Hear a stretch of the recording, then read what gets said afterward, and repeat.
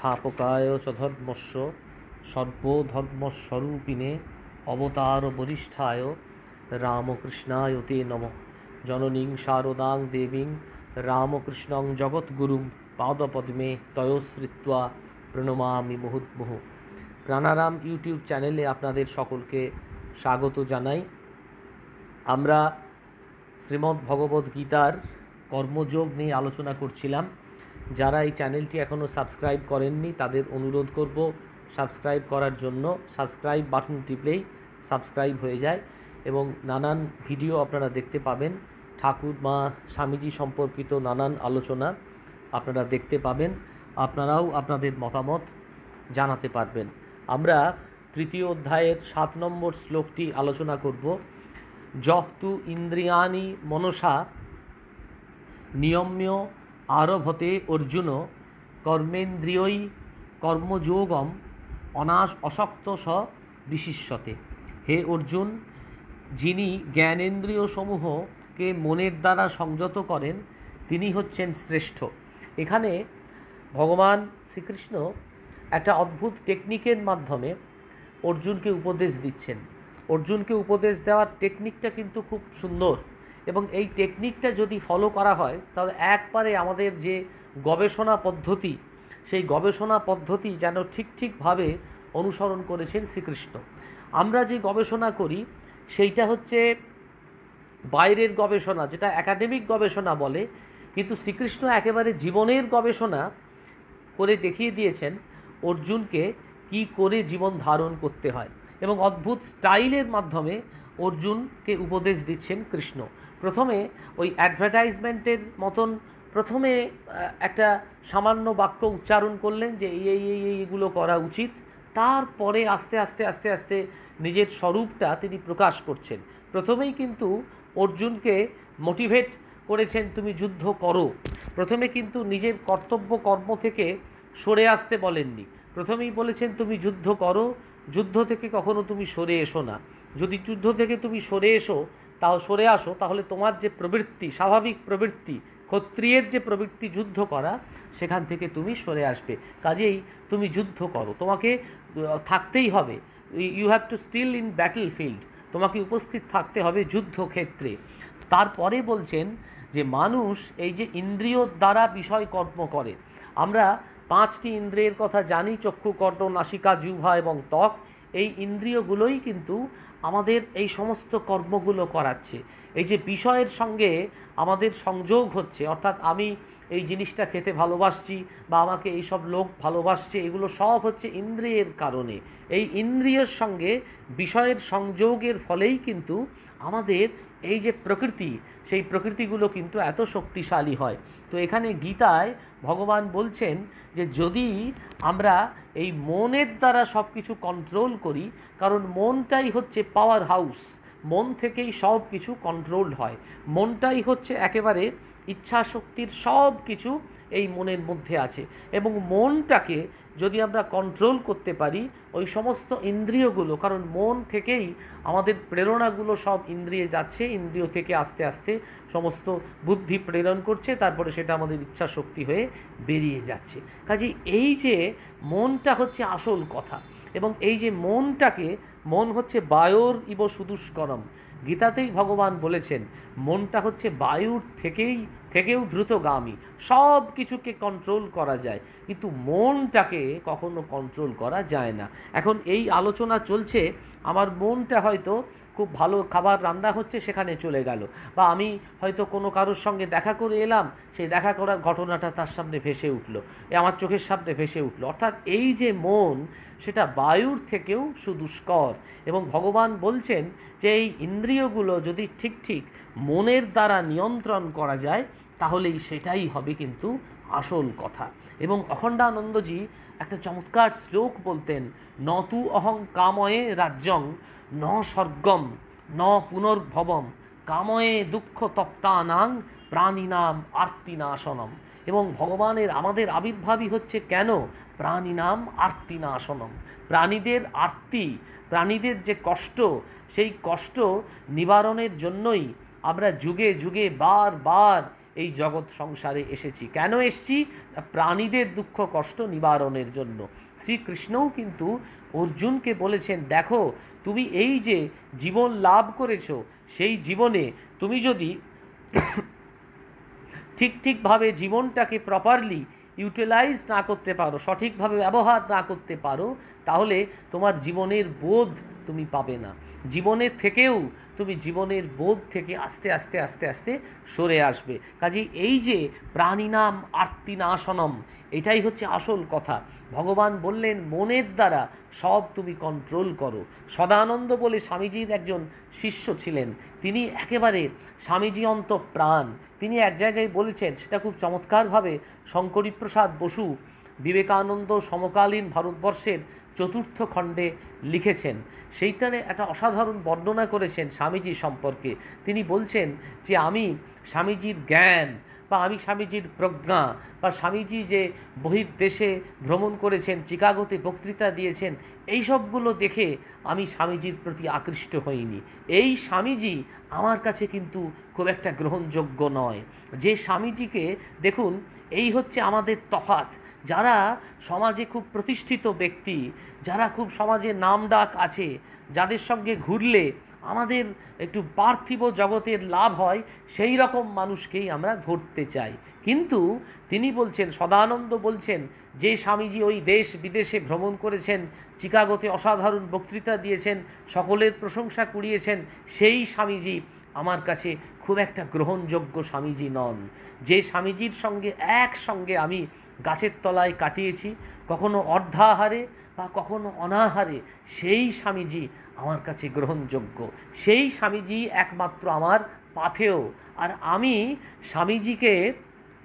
স্বামীজিকে কিন্তু গ্রহণ করেছি সেইভাবে, এবং আমি কিন্তু স্বামীজির বহিরঙ্গ দেখে ভারতবর্ষ তার প্রতি আকৃষ্ট হইনি। আমি আকৃষ্ট হয়েছি স্বামীজির যে অন্তরঙ্গ দেখে, স্বামীজির প্রতি ভালোবাসায় আমি তার প্রতি আকৃষ্ট হয়েছি। পীড়িতে পড়ে শঙ্করীপ্রসাদ বসু একেবারে চমৎকার ভাষায় লিখেছেন, স্বামীজি একেবারে পীড়িতে পড়ে তিনি আমার সঙ্গে, আমি তার সঙ্গে এসেছি।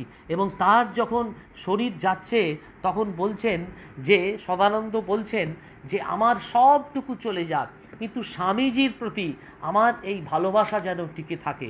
তিনি একবার স্বামীজিকে প্রশ্ন করছেন যে, স্বামীজি আপনি যদি আমাকে পরিত্যাগ করেন, আপনি তো আমাকে গুরুরূপে গ্রহণ করেছেন, তাহলে এই গুরুরূপে গ্রহণ করার পরেও আপনি যদি আমাকে ছেড়ে দেন, তাহলে আমি কোথায় যাব?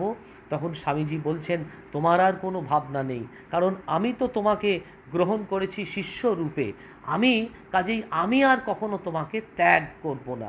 এই যে মনের মাধ্যমে সব কিছুকে গ্রহণ করা, একেবারে অনাসক্ত হয়ে মনের মাধ্যমে সব কিছুকে গ্রহণ করা, সেইটাই হচ্ছে আসল কথা। একটা স্বামীজি এটা মাস্টারমশাই লিখছেন খুব চমৎকারভাবে, যে ওরা সবাই হচ্ছে বড় ঘরের ছেলে, ঋষির বেটা, পয়গম্বরের সন্তান, কিন্তু ত্রিতাপ তাপিত হয়ে মুক্তির জন্য তারা কিন্তু আসেনি। তারা এসছে কিসের জন্য?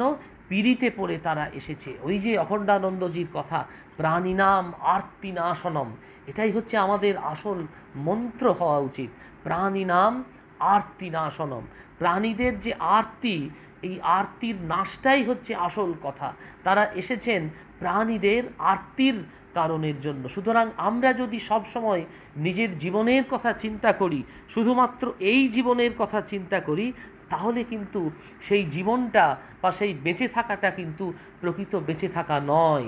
এইটি কিন্তু কৃষ্ণ আমাদের দেখিয়ে দিতে চেয়েছেন অর্জুনের মাধ্যমে, যে অর্জুন, তুমি তোমার কর্তব্য থেকে চ্যুত হয়েও না ঠিকই, কিন্তু তোমার কর্তব্য বোধে উদ্বুদ্ধ হয়ে যেন আমরা এই আমাদের মতন যারা সংসারী, যারা ত্রিতাপ জ্বালায় বদ্ধ, তারাও যেন একটু একটু একটু একটু করে এগিয়ে যায়। কারণ যত এগোবে ততই কিন্তু আস্তে আস্তে আস্তে আস্তে তত কিন্তু ভগবানের সঙ্গে একবারে এক হয়ে যেতে পারবে। এবং মাস্টারমশায়ের একটা খুব চমৎকার লেখা আছে, সেটা হচ্ছে শ্রীমদর্শন। সেই শ্রীমদর্শনের একটা চ্যাপ্টার আছে, সুখ আমারও নয়, দুঃখও আমার নয়। সেখানে মাস্টারমশাই বলছেন শচীর প্রতি বলতো ওই চৌপদ দুটি, শেলির একটা বিখ্যাত কবিতা আছে স্কাইলার্ক, সেই স্কাইলার্কের কথা, সচি কোনো রকমে we see before and after, আমরা অগ্রপশ্চাৎ দেখিয়া চলি, এইটা বলছেন। শ্রীম বলছেন এটা বারবার পড়তে হয়, তবে তাড়াতাড়ি বলা যায়। শ্রীম স্কাইলার, দি স্কোনার অব দি আর্থ, হে চাতক তুমি পৃথিবীর কিছুই নেবে না। ভক্তদের প্রতি যে ব্রহ্মানন্দ উপভোগ করছে সে আর কি বিষয়ানন্দ নেয়?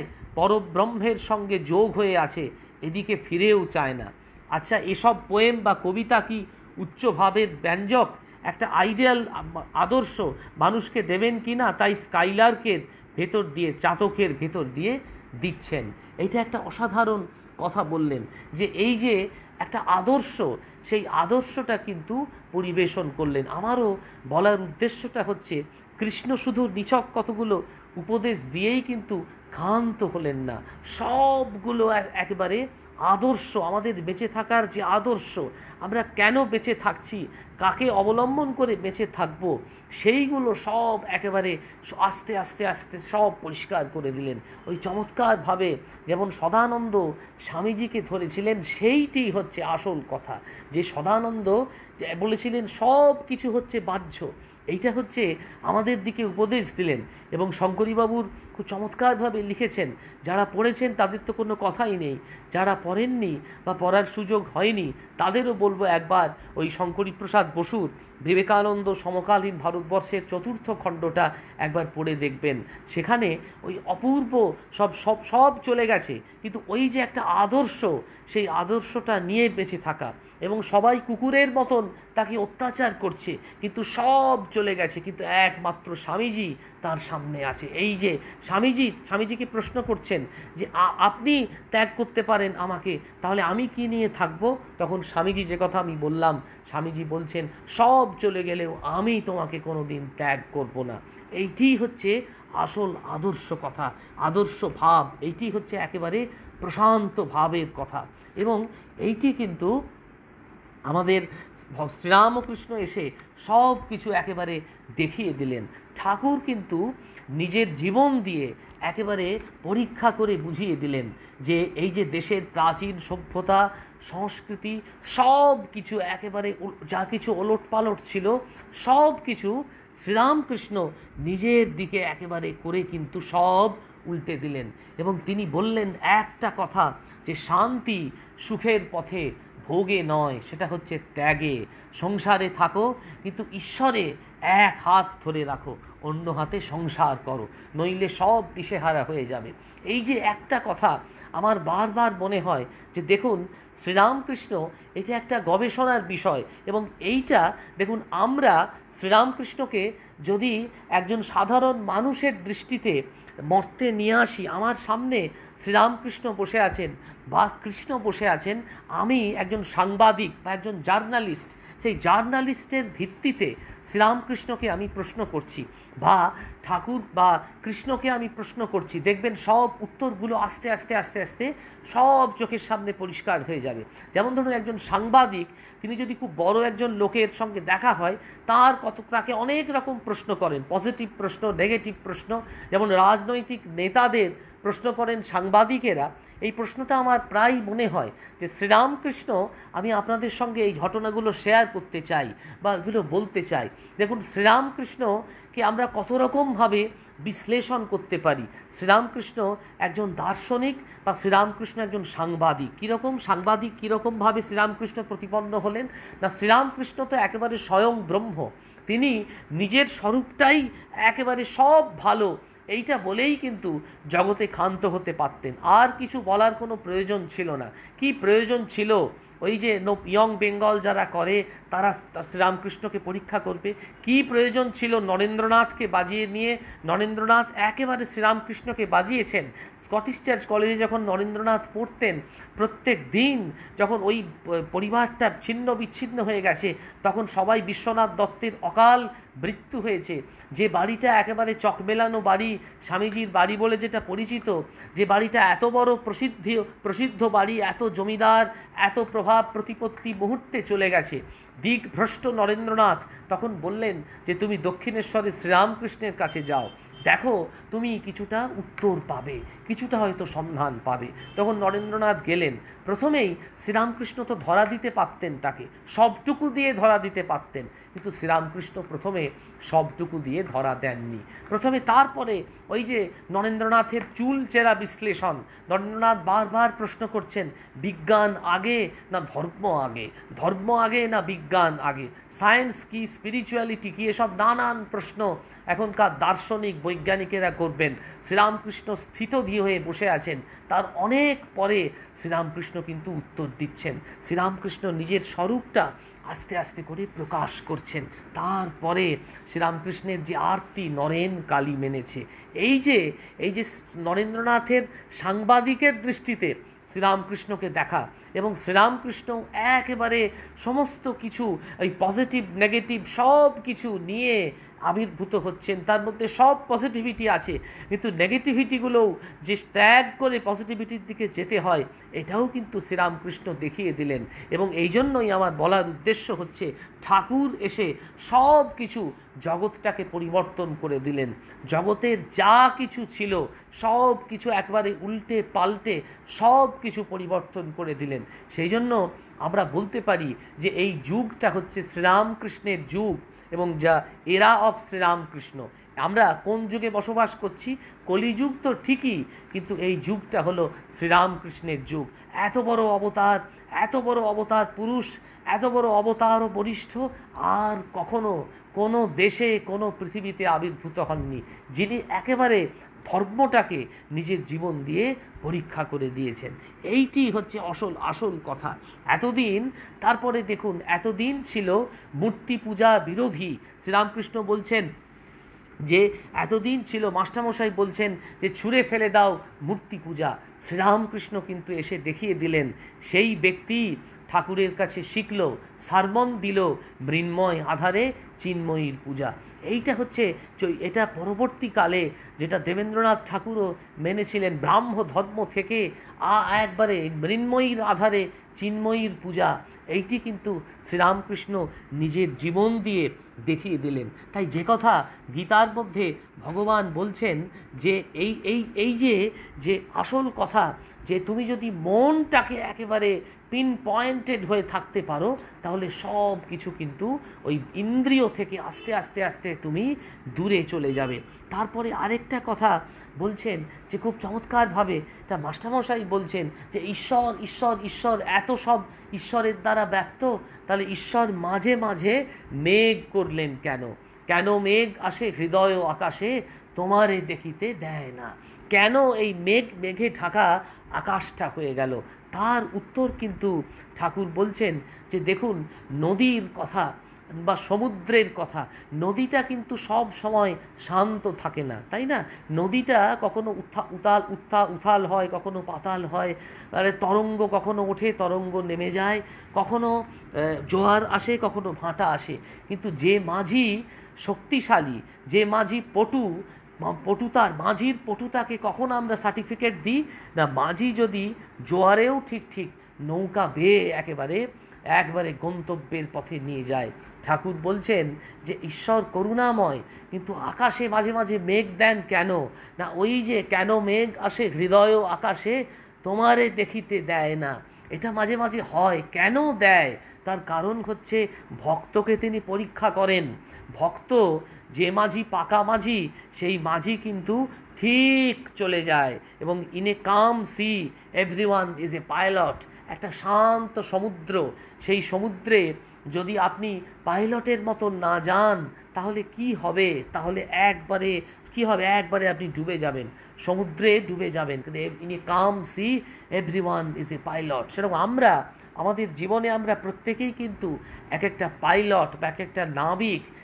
কোন অর্থে? দেখুন, আমরা আমাদের জীবনটা কিন্তু নাবিকের মতোই পরিচালনা করি। যেমন আপনাকে যদি এখনই বলা হয় যে আপনি যে অবস্থায় আছেন সেই অবস্থা থেকে সরে যান, অন্যভাবে যে ভালো অবস্থা থেকে খারাপ অবস্থায় চলে আসুন, আপনি বা আমি কেউ রাজি হব না। কারণ আমরা সবাই জীবনের এক একটা নাবিক, এবং জীবনটাকে আমরা ঠিক সেইভাবে পরিচালনা করার শক্তি পেয়েছি।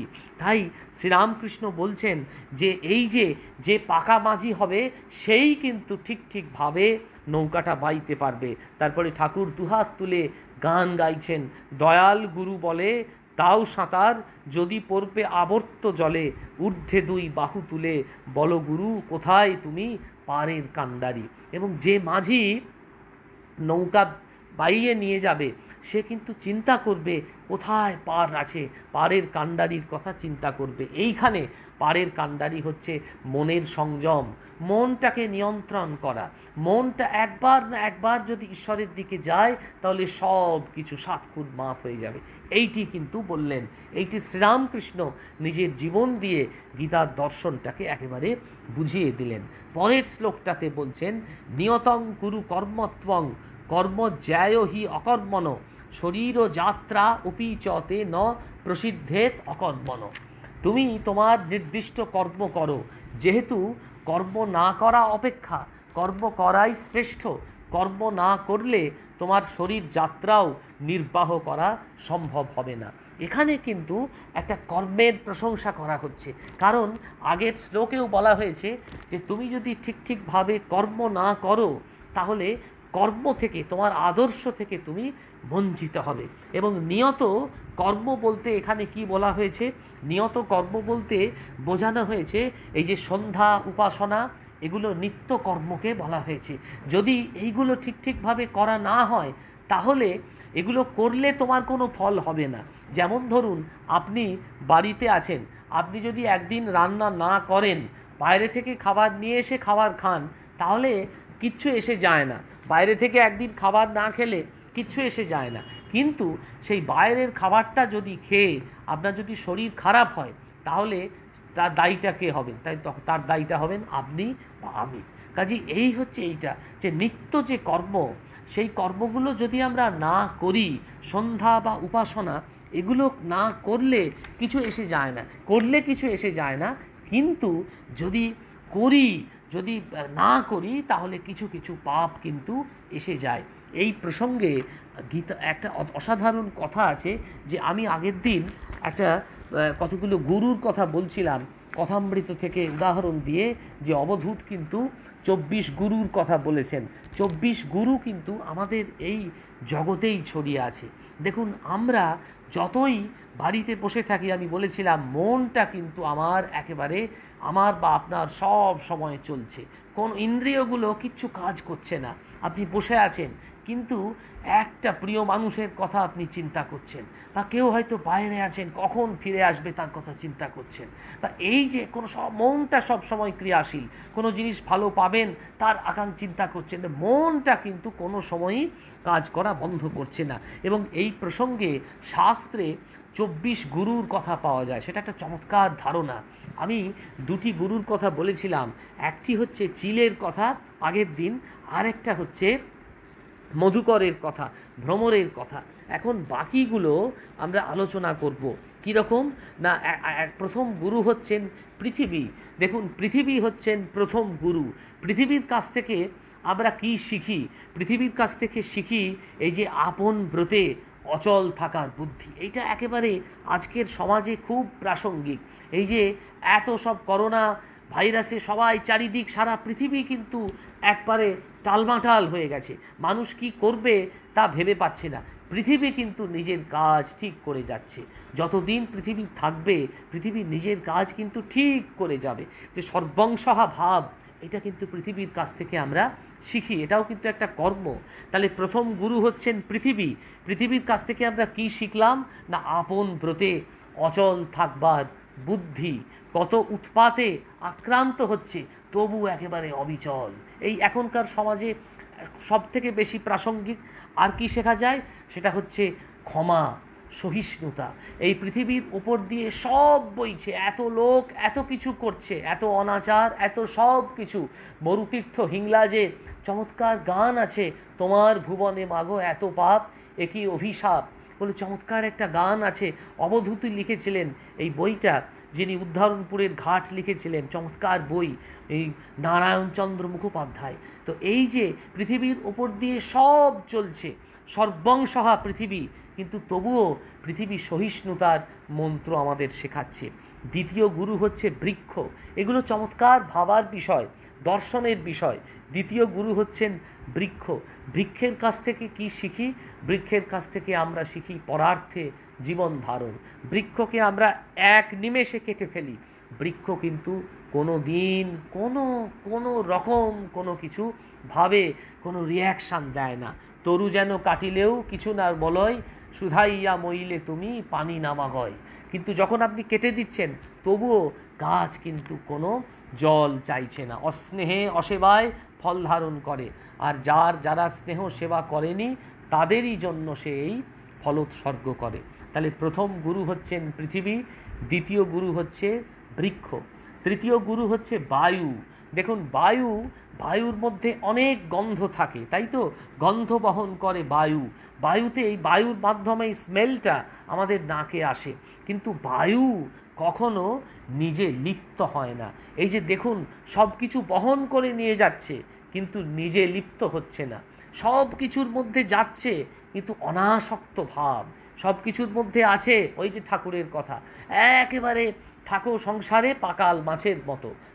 পাকাল মাছ থাকে পাকে, কিন্তু পাঁক কখনো পাকাল মাছকে স্পর্শ করতে পারে না। তাহলে তৃতীয় গুরু হচ্ছেন কি? বায়ু। চতুর্থ গুরু হচ্ছে আকাশ। আকাশ অনন্ত হয়েও ওই সামান্য ঘটের মধ্যে এসে পৌঁছেছে।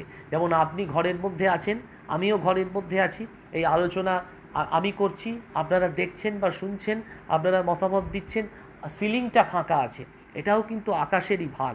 দেখুন, আকাশ অনন্ত, এই অনন্ত আকাশ সেটা যেমন ধারণ করে রেখেছে, আবার এই যে ক্ষুদ্র ঘরটার মধ্যেও একটা ফাঁকা জায়গা আছে। আপনার পকেটের মধ্যে যে ফাঁকা জায়গা আছে সেটাও কিন্তু একটা আকাশ। ঘটের মধ্যে যে ফাঁকা জায়গাটা আছে সেটাও কিন্তু একটা আকাশ। এই যে অনন্ত হয়েও সামান্য ঘটের মধ্যে এসে ঢুকছে, ব্যাপ্ত হয়ে আছে মেঘ লোকে, অথচ মেঘ তাকে ছুতে পারছে না। আকাশটা ঘন মেঘে আচ্ছন্ন হয়ে আছে, কিন্তু মেঘ কখনো আকাশকে কি ছুতে পারে? ছুতে পারে না। তেমনি আত্মা দেহের সঙ্গে একেবারে অঙ্গাঙ্গিভাবে জড়িত, কিন্তু আত্মা কখনো দেহকে স্পর্শ করে না। তাহলে চতুর্থ হচ্ছে আকাশ। তারপরের গুরু হচ্ছেন জল। দেখুন, জলকে আমরা এত হেলায় অপচয় করি। এই যে কর্পোরেশনের জল আসে, একবারে গদগদ করে জল বেরিয়ে যায়, কেউ জল বন্ধ করার কোনো লোক থাকে না। পাম্পে জল চলে যাচ্ছে, তখন পাম্প বন্ধ করার বাড়িতে, সব বাড়িতেই হয়, কিন্তু কোনো দিন আমরা কি ভেবে দেখেছি কি যে গুরুকে আমরা অপমান করছি? জল হচ্ছে গুরু। কি শিখবে জলের কাছ থেকে? না, জলের কাছ থেকে শিখবো আমরা স্বচ্ছতা, স্নিগ্ধতা, মধুরতা।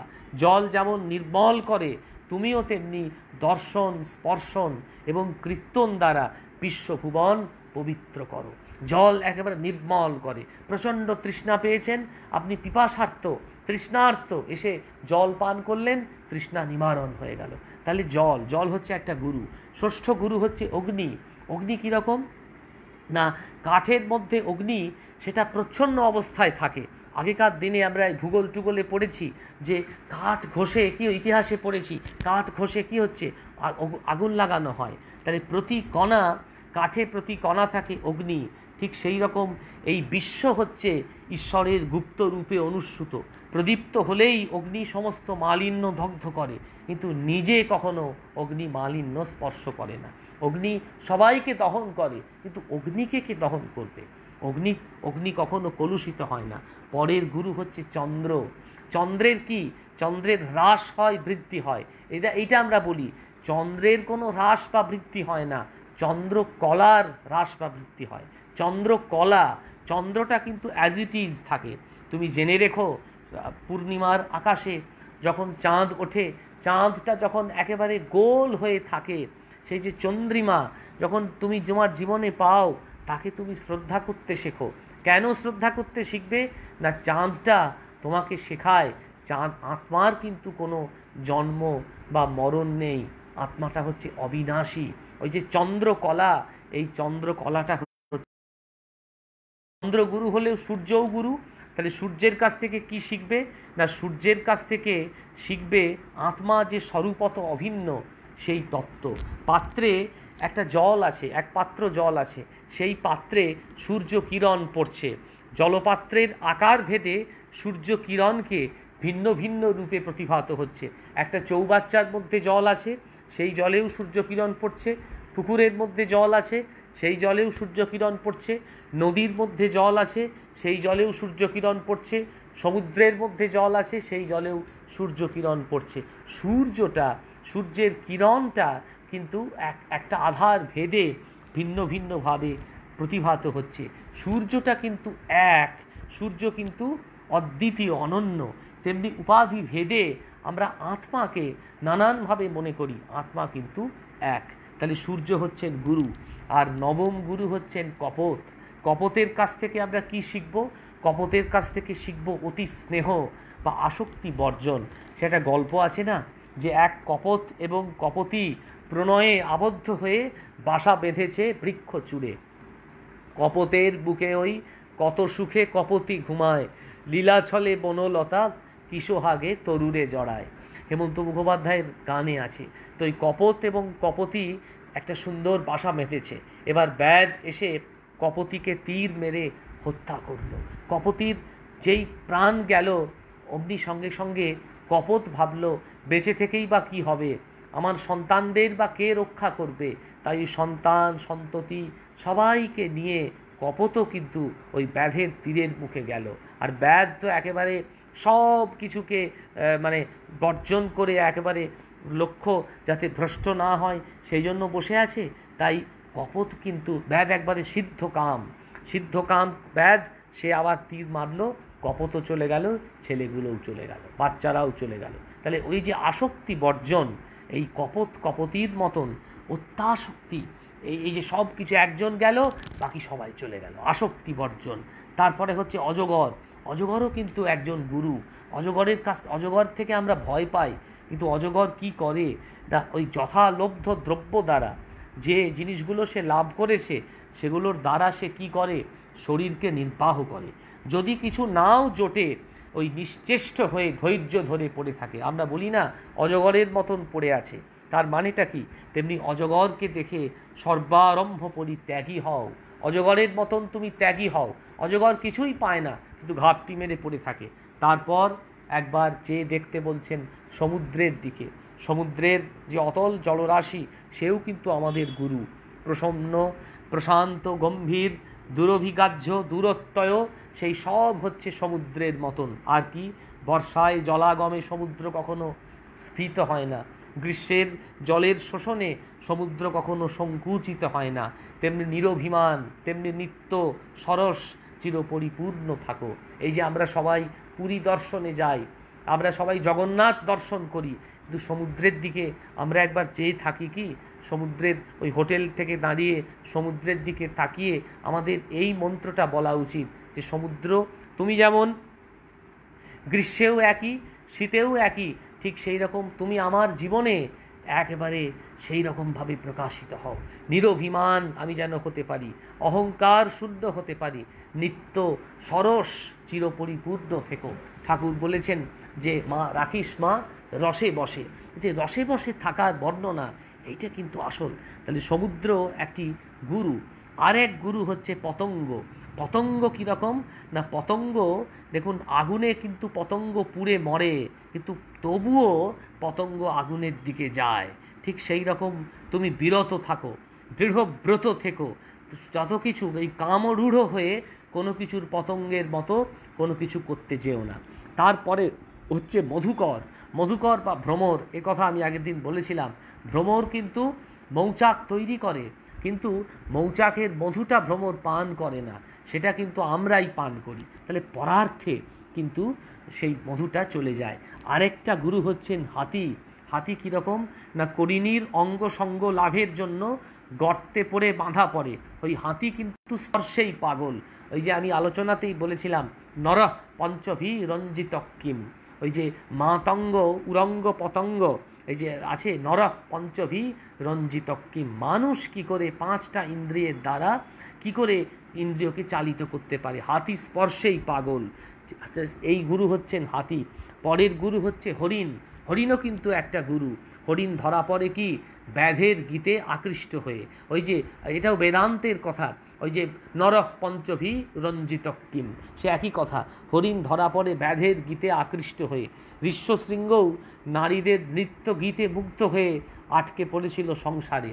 সুতরাং নৃত্য গীত সেবা করবে না, এই যে আসক্তি যাতে না আসে তার মন্ত্র শেখাচ্ছে হরিণ। তারপরে হচ্ছে মৎস্য। মৎস্যও কিন্তু একরকম গুরু। আমরা সবাই মাছ খাই, আমরা সবাই মাছ খেতে ভালোবাসি, কিন্তু মাছ কিন্তু একটা গুরু। রসে জিতে সর্বং জিতম, রসনাকে যদি জয় করতে পারি তাহলে সর্বজয়ী হওয়া যায়। আমিষযুক্ত বঁড়শি দিয়েই মাছ ধরে, সুতরাং সর্ব অর্থে সংযত হও। আরেকটি গুরু হচ্ছেন পিঙ্গলা। এই যে পিঙ্গলা, তিনি হচ্ছেন গুরু। একদিন বেশভূষা করে প্রণয়ীর আশায় অপেক্ষা করছে গৃহদ্বারে, সে এলো না, কোনোদিন আসবে না একথা চিন্তা করছে। পথচারীদের লক্ষ্য করে একবার ঘরে ঢোকে, আবার দরজার সামনে এসে দাঁড়ায়। আশা নিরাশায় দুলছে সারাক্ষণ, প্রায় মাঝরাত কেটে যায়, পিঙ্গলা আসছে না। তখন মনে নির্বেদ এলো পিঙ্গলার, যে আমি কার জন্য অপেক্ষা করছি? এই অপেক্ষাটা ঈশ্বরের কাছে, ঈশ্বরের দিকে যদি আমি দিতে পারি তাহলে সেটা আমার আসল দেওয়া হবে।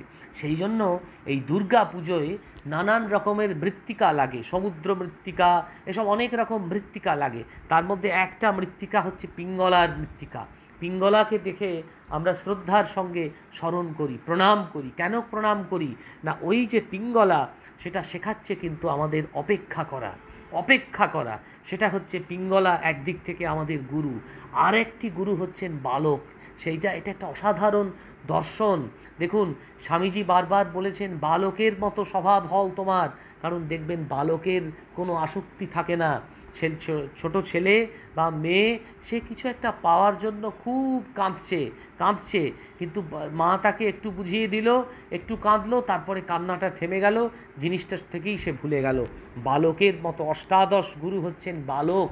সেই জন্য অজ্ঞ বালক, তার মান নেই, অপমান নেই, চিন্তা নেই, ভাবনা নেই, লজ্জা নেই, ঘৃণা নেই, কিচ্ছু নেই। বালকের কাছ থেকে আমাদের শিখতে হয় আত্মক্রীড়তা, আত্মক্রীড় হয়ে সংসারে অবস্থান করতে হয়। আর এক গুরু হচ্ছে কুমারী। আমরা সেই জন্য দুর্গা পুজোয় বা জগদ্ধাত্রী পুজোয় এসব কুমারী পুজো করি। কেন জানেন? যে এক কুমারী, চমৎকার বর্ণনা দিচ্ছেন, এক কুমারী হাতে এক গাছা চুড়ি পড়েছে, ডান হাতে এক গাছা চুড়ি, বাঁ হাতে এক গাছা চুড়ি। এবার চুড়ি পরে যদি আপনি রাস্তায় বেরোন তাহলে চুড়ির আওয়াজ হবে তো। এবার যেই বাড়ি থেকে বেরোচ্ছে দেখছেন যে পাশের একটা লোকের খুব নিঃশ্বাস পড়ছে, আওয়াজ শোনা যাচ্ছে, তখন ওই চুড়ি থেকে ওই কিছু চুড়ি খুলে দিল। দু হাতে এক গাছা করে চুড়ি পড়েছিল, ডান হাত থেকে কিছু চুড়ি খুললো, বাঁ হাত থেকে কিছু চুড়ি খুললো, তারপর দেখলো আওয়াজটা একটু কম, তার মানে ওই লোকের তার প্রতি দৃষ্টিটাও একটু একটু করে কমছে। তারপরে সব চুড়িগুলো খুলে দিল, নিয়ে ওই দুজোড়া চুড়ি হাতে পরে থাকলো। তখন দেখলো লোকটা আর তাকে ফলো করছে না। লোকটা ভেবেছে কুমারী হয়তো আর বেরোবে না, কারণ চুড়ি টুড়ি পড়েছিল, ওই চুড়ির যতক্ষণ আওয়াজ হচ্ছে ততক্ষণ তাকে অনুসরণ করছে। অতএব কুমারীর মতো হও, এই আসক্তিগুলো একটু একটু করে কাটাও, দেখবে এক কঙ্কন ন্যায় একাকী থাকো। কুমারীর কাছ থেকে শেখো কি? সঙ্গরাহিত্য, বিষয়ের প্রতি ত্যাগ কুমারী আমাদের শেখাচ্ছে, সঙ্গরাহিত্য। সেই জন্য আমরা ওই ভজ কুমারী ভজেত এই বলে আমরা সব মন্ত্রতন্ত্র বলি। কুমারীকে, এইটা হচ্ছে কুমারী পূজার প্রাসঙ্গিকতা। কুমারীর কাছ থেকে শিখতে হয় কি? সঙ্গরাহিত্য। কুমারীর কাছ থেকে শিখতে হয় একাকী থাকার মন্ত্র। আর পরের গুরু হচ্ছেন কি? স্বরনির্মাতা। স্বরনির্মাতা কীরকম না, স্বরনির্মাতা যখন একবারে তীর নির্মাণ করে তখন কি করে? সরল করে, তবু সম্মুখ দিয়ে ভীর ঘোষ সহ রাজাও যদি চলে যায় টের পাবে না। ওই তীর যখন নির্মাণ করে তখন কি হয়? রাজাও যদি চলে যায় ঢের বাজিয়ে তার টের তুমি পাবে না। তেমনি মনকে এক বস্তুতে, সার বস্তুতে যুক্ত করো। তারপর সর্প, দেখুন কত রকমের গুরু আছে, ভাবলে অবাক হয়ে যায়। সাপ দেখে আমরা ভয় পাই, সর্পতে রজ্জুভ্রম হয় বা রজ্জুতে সর্পভ্রম হয়। দড়ি পড়ে আছে আমরা সাপ বলে মনে করি, বা সাপ পড়ে আছে আমরা দড়ি বলে মনে করি, কিন্তু সাপ একজন আমাদের গুরু। সাপ কিন্তু গর্ত থেকে বাসা করে, কিন্তু একা ঘুরে বেড়ায়। সাপের কাছ থেকে শেখো অনিকেতনতা, সাপের কাছ থেকে শেখো একা শেখার, একা যাওয়ার মন্ত্র। একভাবে শেখো, একা চলার মন্ত্র। এত সব লোক সব নানান ডিজে বাজাচ্ছে, বক্স বাজাচ্ছে, সব নানান সব যা কিছু করছে, কিন্তু তুমি ভগবানের কথা চিন্তা করছো। অনিকেতনতা, এটা সাপের কাছ থেকে শেখো। সাপ কিন্তু একা ঘোরে। এই যে দেখুন, আপাত দৃষ্টিতে যেটা ভয়ঙ্কর, যেগুলোকে আমরা বর্জন করতে পারি, বর্জন করতে চাই, কিন্তু সেগুলোও আমাদের কিন্তু সব এক একটা জিনিস শেখাচ্ছে। এই জন্য বলে ভগবানের রাজত্বে খারাপ বলে কোনো জিনিস নেই, সব হচ্ছে ভালো।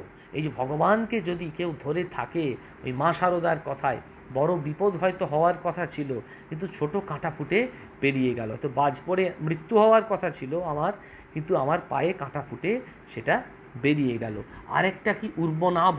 উর্বনাভও কিন্তু গুরু, মানে মাকড়সা, সেও কিন্তু গুরু। দেখুন, মাকড়সা দেখে আমরা ভয় পাই, কিন্তু মাকড়সা আমাদের কি দেয় না, ওই হৃদয় থেকে মুখ দিয়ে সূক্ষ্ম তন্তুজাল বিস্তার করে, সেই জালের মধ্যে বাস করে বিহার করে, আবার শেষকালে নিজেই গ্রাস করে সেই জাল।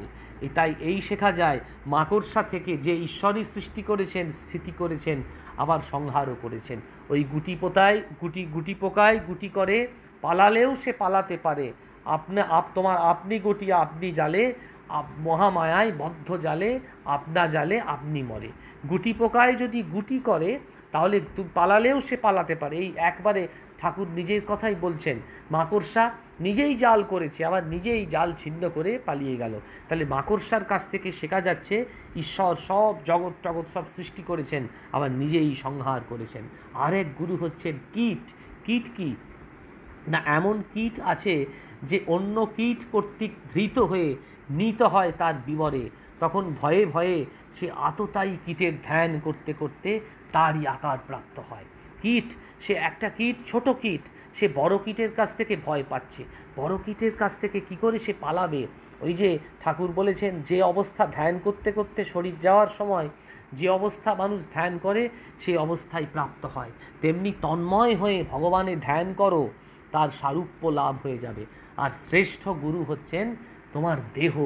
এইটাই হচ্ছে আসল গুরু, তোমার দেহ, নিজের দেহ।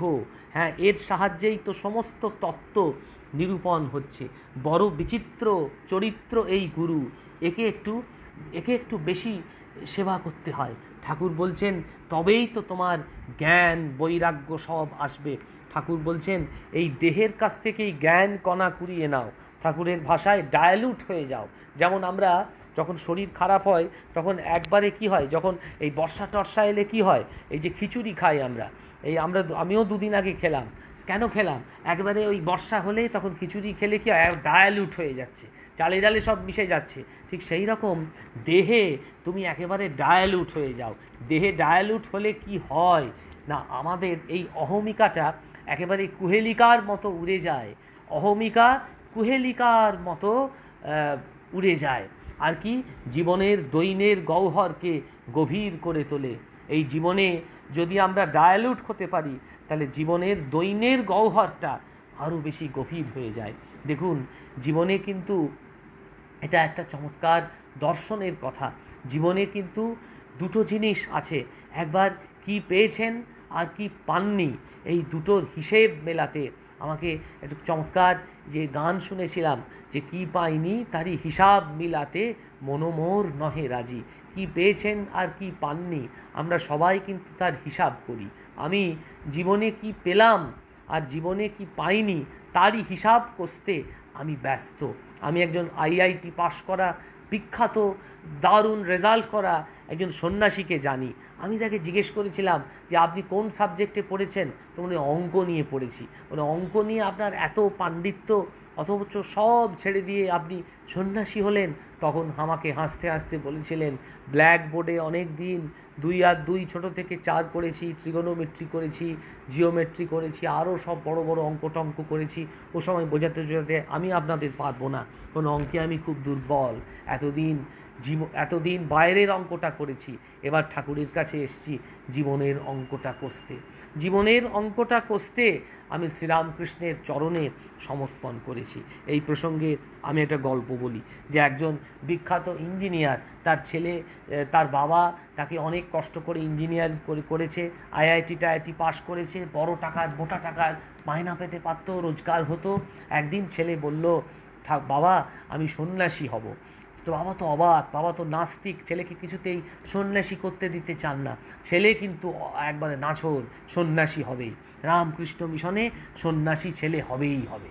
ছেলে শেষ পর্যন্ত ছেলের জেদের কাছে বাবা হার স্বীকার করলেন, নিয়ে ছেলে সন্ন্যাসী হয়ে বেরিয়ে গেলেন। এটা সত্যি ঘটনা, ছেলে সন্ন্যাসী হয়ে বেরিয়ে গেলেন। এবার বাবার মন তো, ছেলে ব্রহ্মচারী হয়েছেন, তারপরে সন্ন্যাসী হয়েছেন। এবং কথায় আছে যে সন্ন্যাসী হলে আর তো পরিবারের সঙ্গে যোগাযোগ রাখা যায় না, একমাত্র মায়ের সঙ্গে, মায়ের যদি শরীর যায় তারপরে ছেলে আসতে পারে, বাবার শরীর যাওয়ার পরেও নয়। এবার বাবার মন তো ঘুরতে ঘুরতে ঘুরতে ঘুরতে খবর টবর নিয়েছে যে ছেলে অন্য জায়গায় পোস্টিং আছে, সেখানে গিয়ে হাজির। তো দেখছেন ছেলে কুমড়ো কাটছে, একবারে রাশি রাশি কুমড়ো সব কাটছে। তখন বাবা তো রেগে অবাক, রেগে একবারে কাঁই হয়ে গেছে। বলছে, তোকে এই জন্য আমি ইঞ্জিনিয়ারিং পড়িয়েছি, তুই এইখানে বসে কুমড়ো কাটছিস? চলে আয় আমার সঙ্গে, এইরকম সন্ন্যাসী তোকে হতে হবে না, চলে আয় আমার সঙ্গে, বাড়িতে চল, মা অপেক্ষা করছে, আমিও ভালো চাকরি করতাম, পয়সা কোনো অভাব নেই, তোকে টন টন কুমড়ো কেটে দেবো, কুমড়ো এনে দেবো, তুই কত কুমড়ো কাটতে পারিস আমি দেখব। তখন ছেলে ওই স্মিত হেসে উত্তর দিল যে, বাবা বাড়িতে যে কুমড়োগুলো তোমরা কাটো বা আমরা কাটি, বাড়িতে যে কুমড়োগুলো, সেগুলো আমাদের উদরপূর্তির জন্য, আমাদের খাওয়ার জন্য, আর আমি যে কুমড়োটা কাটছি সেটা শ্রীরামকৃষ্ণের জন্য। এই দুটো কাটার মধ্যে অনেক তফাৎ আছে। অতএব তুমি চলে যাও বাড়িতে, আমি এইখানেই থাকি, আমি শ্রীরামকৃষ্ণের কাছেই কুমড়ো কাটি। সেই কুমড়ো কাটা সন্ন্যাসী এখন মস্ত বড় সন্ন্যাসী, বিদেশে প্রতিষ্ঠিত। তো এই হচ্ছে আসল কথা, যে বিদেশে রামকৃষ্ণ মিশনের একজন চিফ। তো এই যে জীবনের দৈনের গহ্বরকে গভীর করতে বলছেন, আর কি, ভিক্ষার সুধায় ভরে তোলো সেই বিরহের পাত্র। সবচেয়ে সহজ কি জানো? নিজেই প্রশ্ন করছেন, নিজেই উত্তর দিচ্ছেন। সবচেয়ে সহজ হচ্ছে আত্মবোধ। নিজেকে আত্মবোধের যে শান্তি, তার মতো আর কিছু নেই। সবচেয়ে দুঃখ কি জানো? অসন্তোষ। এটা পেলাম না, এটা পেলে আমার ভালো হতো, এটা না পেলে আমার ভালো হতো, সেটাই হচ্ছে সবচেয়ে দুঃখ। শত্রু কি জানো? গুরু বাক্যে সংশয়। যে বাক্যটা গুরু বললেন সেইটা সংশয়। প্রেয়সী কে জানো? দিনে করুণা আর সজ্জনে মৈত্রী। দিনে করুণা, যারা আমার সজ্জন, যারা আমার ভালো চান, তাদের সঙ্গে মৈত্রীর সম্পর্ক করা, সেইটাই তার, তিনি হচ্ছেন আমার আসল প্রেয়সী। আর দিনে করুণা, যারা আর্ত, যারা নিপীড়িত, তাদের প্রতি আমার করুণা, সেটাই হচ্ছে প্রেয়সী। শোভা কি জানো? নিষ্পৃহতা।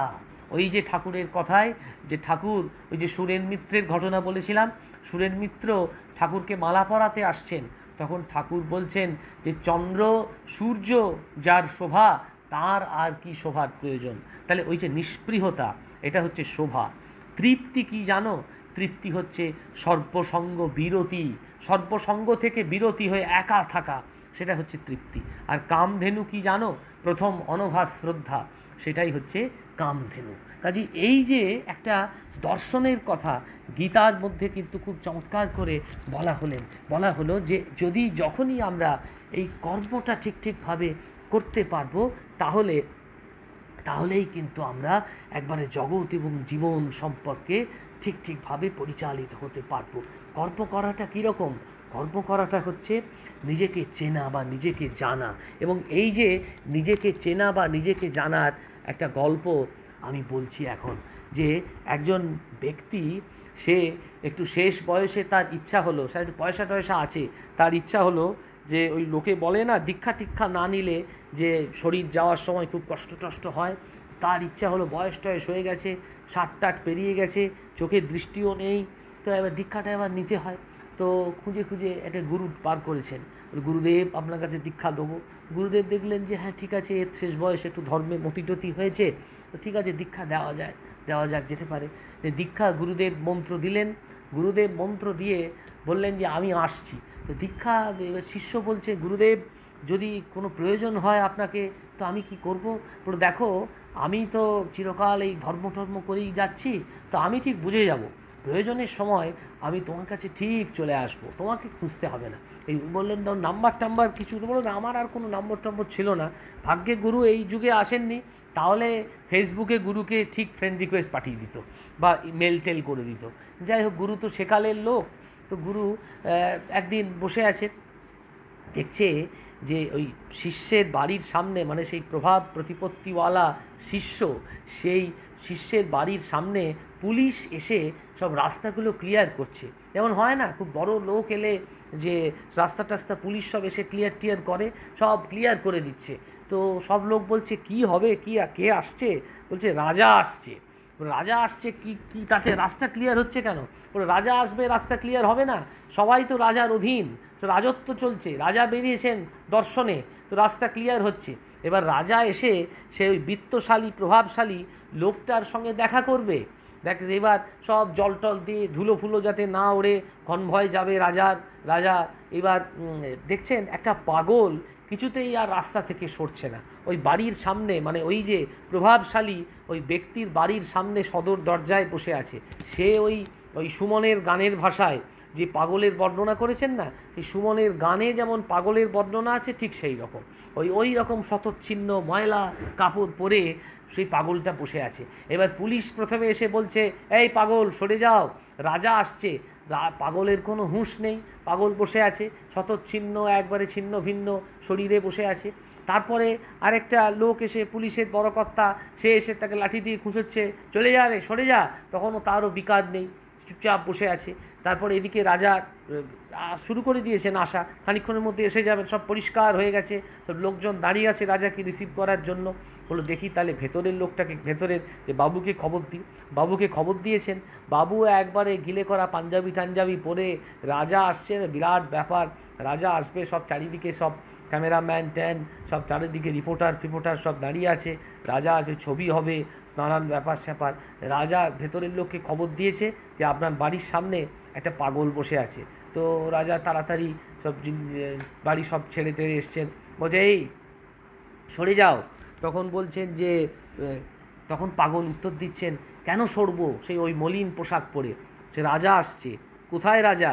ওই তো দূরে রাজা আসছে, সবাই দেখতে পাচ্ছে রাজা আসছে। কোথায় রাজা? তুমি কি মারছো আমার সঙ্গে? ওই তো দূরে রাজা। রাজা কিসের ওপরে চেপে আসছে? রাজা হাতির ওপরে চেপে আসছে। কোথায় হাতি, কোথায় রাজা? তুমি কি কি মারছো? দেখতে পাচ্ছ না? আর কয়েক যোজন দূরে রাজা আছে, চোখ থেকে দেখা যাচ্ছে পরিষ্কার, সব লোকেরা রাজাকে ফুল দিয়ে অভ্যর্থনা করার জন্য দাঁড়িয়ে আছে, আর তুমি এখানে বসে কি করছো?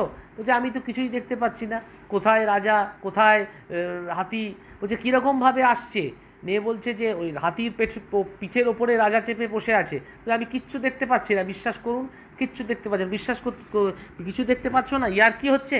নিয়ে ওই রাজার ওই পাগলের পিঠের উপরে ওই ভদ্রলোক বসে গেছেন, মানে যিনি ওই বাড়ির মালিক, তিনি ওই পাগলের পিঠের ওপরে বসে গেছেন।